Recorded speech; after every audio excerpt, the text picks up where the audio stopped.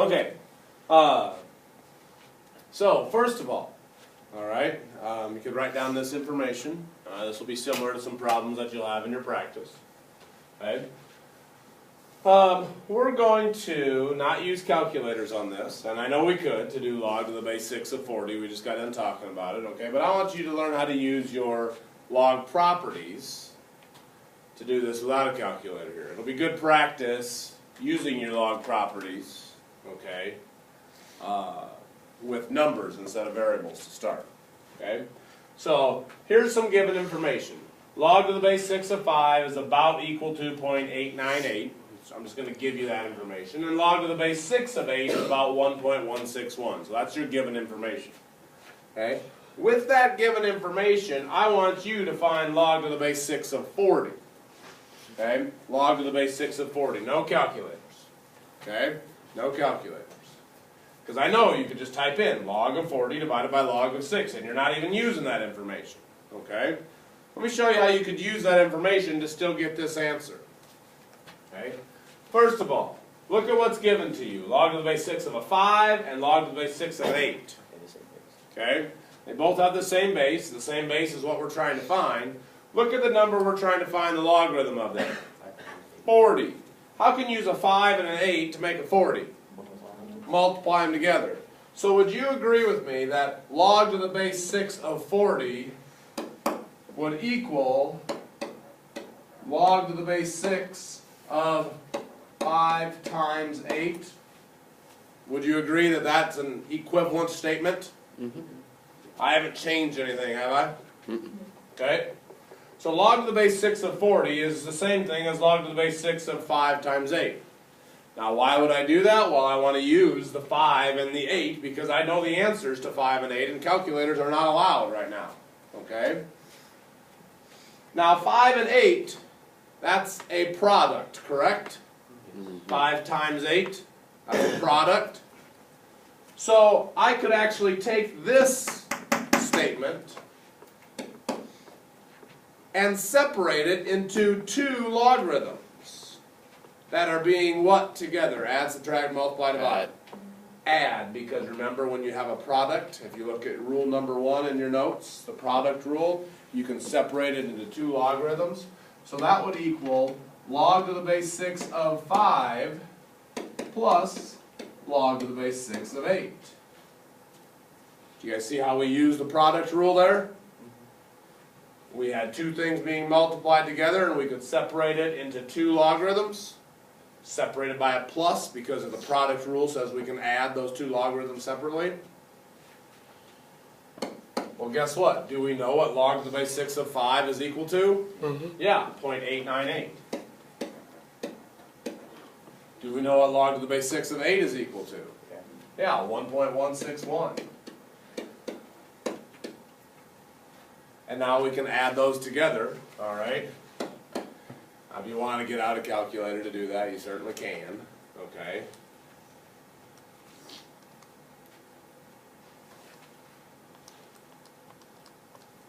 It's going to be a little more than 2, right? 2.059. 2.059? Yeah.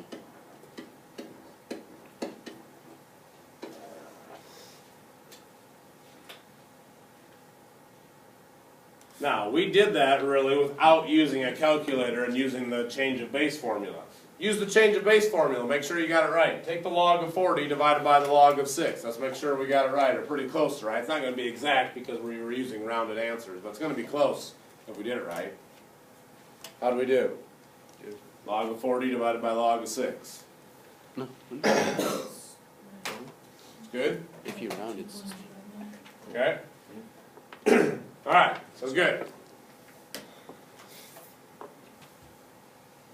All right, let's try this one then. Using that same information,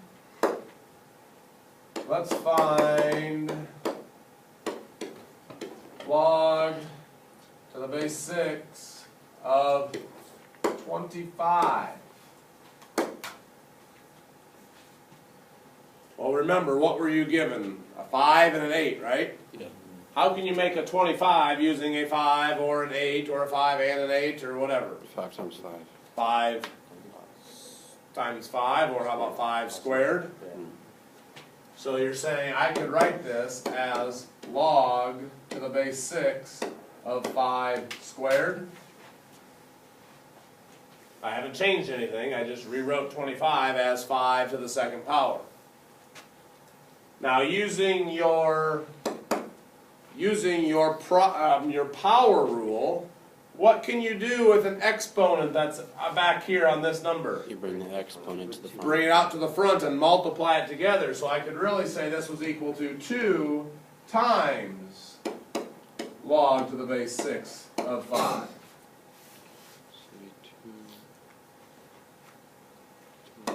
Well, that won't be bad then, because do we know what log to the base 6 of 5 is equal to?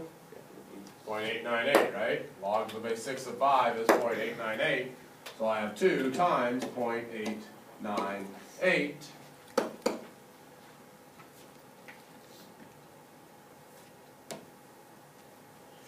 1.796.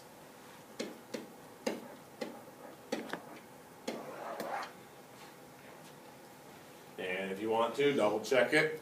Log to the base 6 of 25. Use your change of base rule to check it. Make sure we didn't screw up. We should get something very close to 1.796.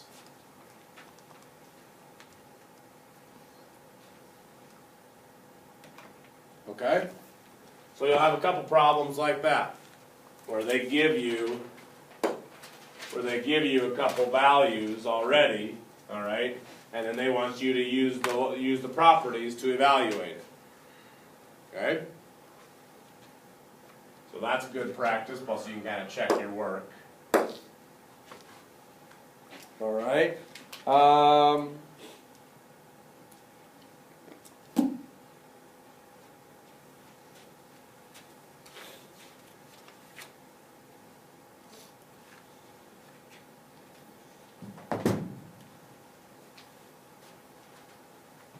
Let's work on expanding logarithms.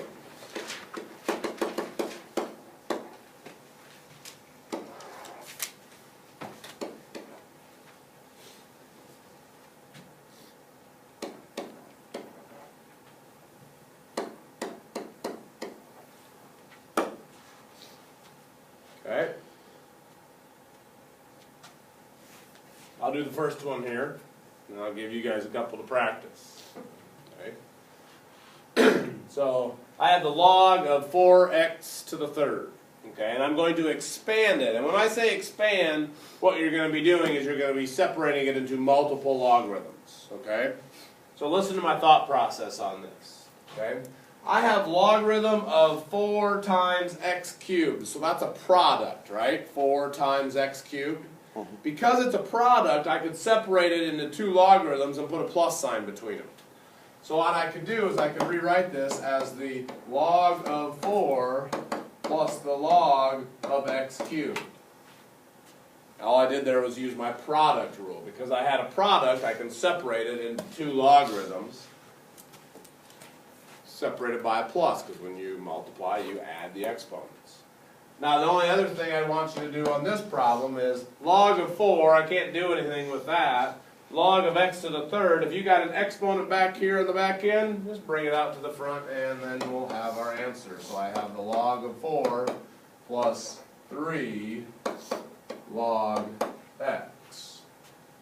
And that's what I'd be looking for. So unless you give us what x is, there's no way. Yeah, there's no way to really do that. I mean, you could figure out what log of 4 is as a decimal, but you're not going to be able to figure out what that is. So when I say expand, I'm not looking for a numerical answer at all. I'm just looking for you to take that 1 logarithm and break it into 2 or 3 or 4 logarithms, depending on how crazy the problem is. Okay. I'll do one more, I guess, actually, with you here too. Same rules, expand. We'll go log, we'll go base on it this time, not that that changes anything, of 2 square roots of x divided by y to the third. Okay?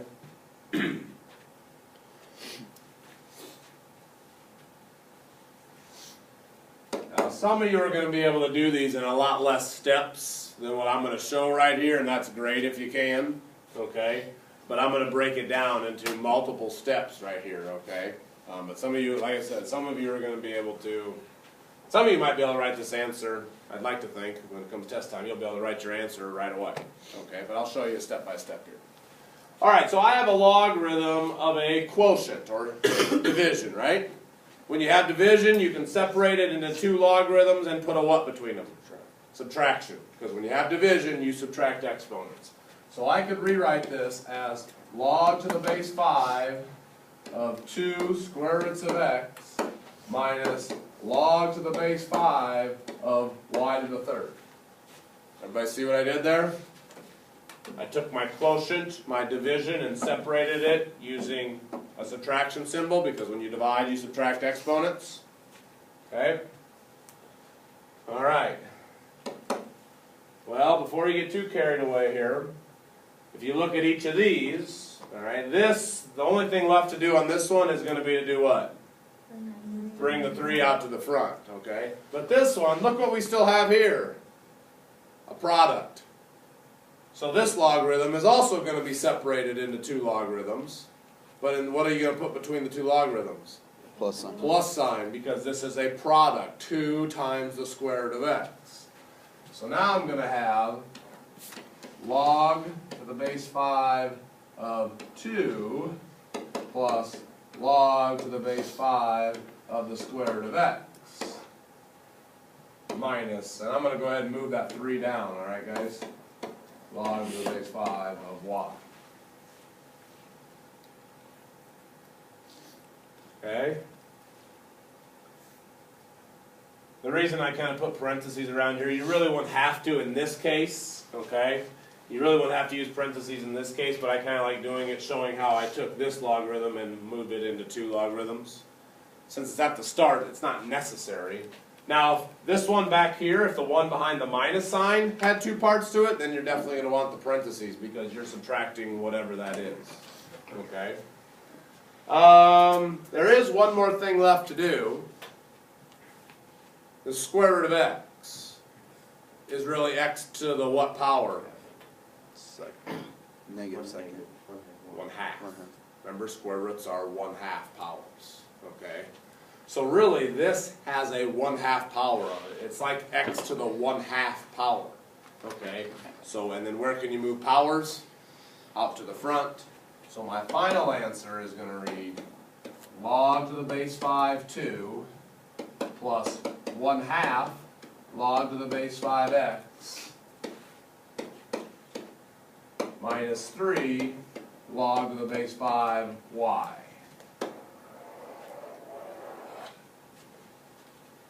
Okay. One small detail. Notice if it has a base on it, like this one does, has a base of 5, all that means you just got to keep the 5 on the thing throughout the whole problem. Okay, it really has no impact on it. You got to keep it there. Okay. But it doesn't affect anything as far as the log problem is concerned. Okay. All right. Thoughts on this? This is expanding. How much time I got? You're at 13 minutes. Okay, better pause.